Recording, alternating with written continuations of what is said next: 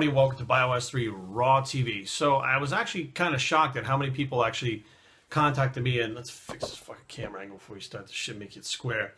I wanted to know my opinion on the BigJExtreme Fitness and isatori contract termination. I'm not sure why people want to know my view, but I mean, maybe it's because I look at things from both angles and I'm not emotionally invested in the situation. So a lot of times I can look at things from different angles, and I think I do look at things from different angles than most people do. And the other day, Big J put up a video about his contract being terminated. And I guess isatori had felt, Stephen Adelaide in particular, who is also, you know, Big J's a good friend of mine, and so is Stephen Adelaide. So, I mean, I'm not choosing sides. I do not want to get in the middle of this. This is their situation. But I, you know, kind of watched both of the videos. Isatori has one up right now, and so does Big J. I watched Big J's first. He put it out first. And, you know, he talked about how he had his own product out for a little bit, and I guess he's got another product out. I wasn't aware of that. And that he felt kind of disappointed because people from all over the place had actually contacted him. And I was actually one of those people that texted him when I found out that he had the blood clot. And nobody from isatori had, you know, contacted him. I think that Big J's feelings were a little bit hurt with that situation, and that's what he was talking about in part of that video. And, you know, I think, let's back up for a second. So until the blood clot video actually came out, I didn't even know about it. I mean, how would I know about it? It's not like, you know, Big J's family would call me and say, hey, Jerry, you know, he's sick. Once I watched the video, then, you know, I realized, shit, I got to get in contact with him. He might be seriously ill. I want to make sure he knows that I'm thinking about him. Now, until that video came out, I don't think many people, you know, on the outside would have known. Now, is it possible that isatori did not see the video? Someone from isatori wasn't watching it? I mean, I don't watch everything. You know, I miss a lot of stuff all the time. Even things I'm subscribed to, I miss. And people are like, oh, did you see this? Did you see that? You know, my buddy Nick Wright, he's always like putting out videos and I miss them. I'm like, fuck, I missed it. I got to go back and watch it because things get lost in the feed when you subscribe to all these things. So is it possible they missed it? It is possible. But I do think Big J's feelings were hurt that they didn't reach out to him. They were, you know, his employers at the time. They had a contract with him. Then I watched Stephen Adelaide's video, and, you know, he talks very openly about they had a phone call, him and Big J, and they talked about him moving forward with his own supplement line. And that, you know, Stephen said he was, you know, very supportive over it. And, you know, the thing is, I just went through the same thing with 5% Nutrition. You know, I contacted Rich. I told him what was going on and I wanted to make my own products. And he was super supportive, but I waited until after I left the company until I started formulating my own products. Now, Big J had his product out beforehand, which could be like a conflict of interest. I see both sides of the story. Like, they have a conflict of interest that he had one product out. When he put the other one out, I was like, okay, look, you're putting out products that are competing with our products. You're supposed to be out sponsoring our products, so that's a breach of contract, that's a termination. Now, how everything went down on the phone, I wasn't there, I don't know.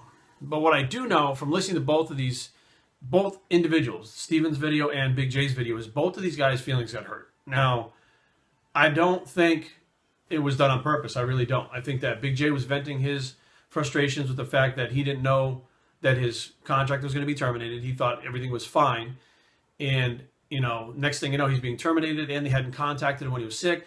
Now, maybe, you know, when, you know, the Big J first put out his intensity thing, maybe if isatori had said, look, you know, you have this thing out, this is the deal, don't put anything else out, because this is already competing with our pre-workout. So if you put something else out, we can no longer keep you on staff because we need to secure our interest in our products. Maybe that should have been approached like that. Then the second product comes out, they can say, okay, here's the situation. But I think that if it wasn't said like that, maybe Big J just thought it was okay. Which, again, you know, if it was me, I probably would have went to isatori and said, hey, I got another product I want to put out. Are you okay with this? I remember going to Rich Piana saying, Rich, are we going to have like a sleep product out? Because I want to develop a sleep product. And Rich said, yeah, in the future we'll have something for sleep. I said, okay. You know, like, I wanted to make sure that if I did come out with a product, it was nothing like 5% had, and it wouldn't compete with 5%. That's the only other way I think that, you know, you could have got around it. Like, if Big J came out with some kind of formula that was like a multivitamin and isatori didn't have it, maybe that, because it's not of a conflict of interest, that could have been okay.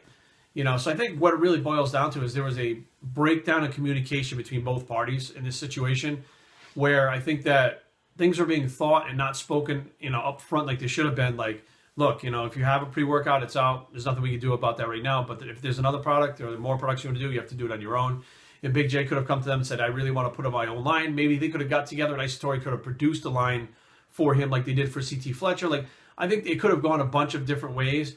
But in the end, this is why, a lot of times I don't get involved with business things, with business things with people that I really like, that I hold in high regard, because things like this happen. Miscommunications happen, shit goes down, and next thing you know, like it pulls people apart. So before I enter anything, I really kind of step into things and look at it like something like this could happen. Big J and Steve Adelaide were friends. They really respected each other. Now, not that they're at odds, but they're not on those terms that they were before. Both of them are kind of like, feel like they kind of got screwed by the other one a little bit. And, that's business. That's just part of business. And I do not like to mix business with friendship. That's why I've never taken a contract or an offer from isatori. I like Steven as a person himself. We get along great. They have offered me, contracts before, and I've said, you know what, I appreciate it, but, at this time I can't take that. And that's one of the reasons why I didn't want that stuff to go south like that. And, it's a shame that it happens, because we're all going to see each other on this expo circuit. Big J's going to be around with his supplements and whatever new sponsors he takes on. Isatori's going to be around. I'm going to be around. Nick Wright's going to be around. You know what I mean? Like, we're all going to be around doing this stuff together. And it's great when you're that one big happy family and you're all getting along and everything's going great. It'd be like, once at the Olympia, it's me, Big J, Nick Wright and Ari, Steve Adelaide, CT Fletcher, all of us at the isatori booth hanging out.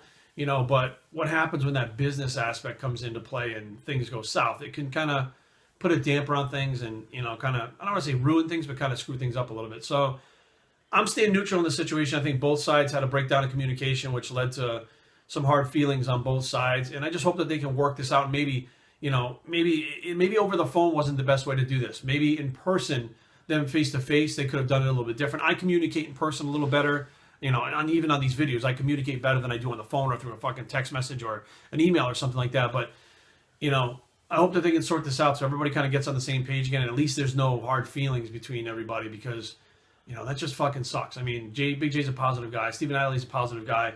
Having these two try to, to work this out and not see eye to eye is kind of unsettling to me at this point. So I hope it works out in the future, but I will see all of them and all of you at the expos anyways. BioStraining@gmail.com. Leave comments down below, but don't fight. www.biostraining.com is a blog. It's the Lucky Why Can't We All Get Along bicep, and we're out.